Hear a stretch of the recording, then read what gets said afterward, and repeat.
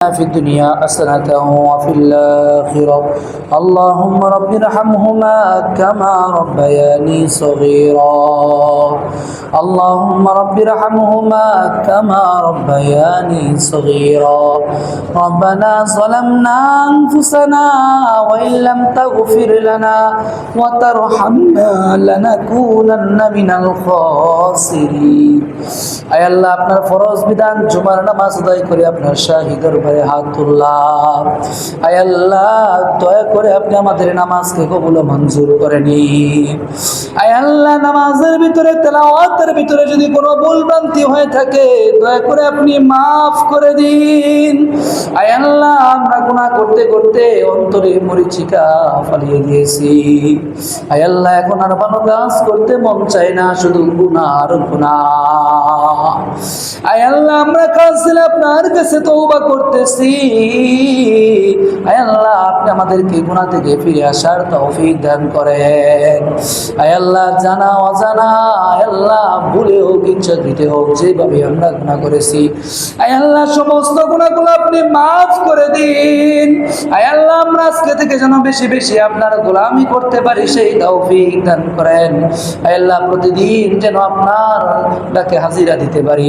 আয় আল্লাহ পাঁচ ওয়াক্ত নামাজ যেন জামাতে শহীদ পড়তে পারে সেই তৌফিক দান করেন। আয় আল্লাহ আমাদের নামাজগুলো যেন আল্লাহ কামিরদের নামাজের মতো হয়ে যায়, সাহাবীদের মতো নামাজি হয়। আল্লাহ সাহাবীরা যেভাবে নামাজ পড়তো সেইভাবে যেন আমরা নামাজ পড়তে পারি সেই তৌফিক দান করেন।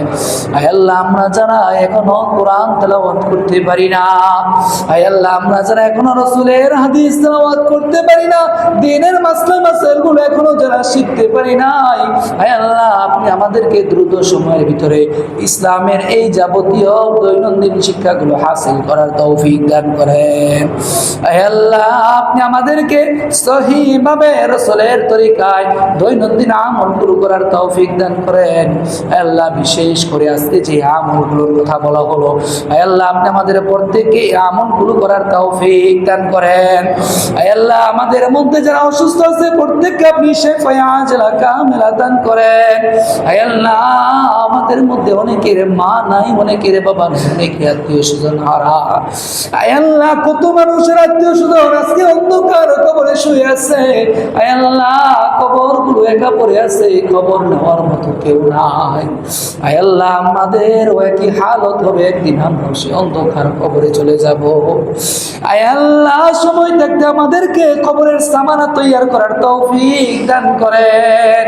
আয় আল্লাহ এছাড়া আমাদের যাদের মা বাবা আত্মীয় স্বজন সহ অন্ধকার কবরে শুয়ে আছে, যদি তারা গুনাহের কারণে আযাবের ফেরেশতার কাছে গ্রেফতার হয়ে থাকে আয় আল্লাহ আপনি তাদের কবরগুলোকে জান্নাতের বাগান বানিয়ে দিন।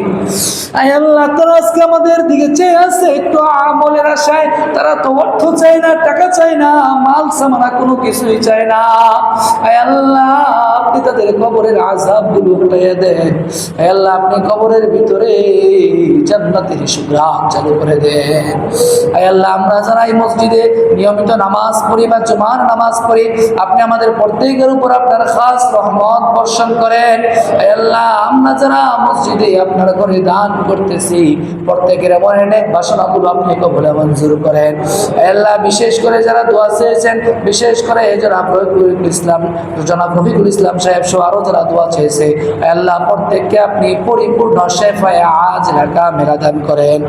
আয় আল্লাহ সর্বোপরি আপনার খাস রহমত আমাদের উপর আপনি বর্ষণ করেন।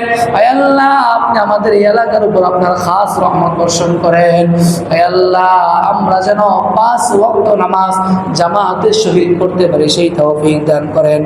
সুবহানা রাব্বিকা রাব্বিল ইজ্জাতি আম্মা ইয়াসিফুন ওয়া সালামুন আলাল মুরসালিন ওয়ালহামদুলিল্লাহি রাব্বিল আলামিন ওয়া বিহাক্কি কালিমাতি লা ইলাহা ইল্লাল্লাহু মুহাম্মাদুর রাসূলুল্লাহ।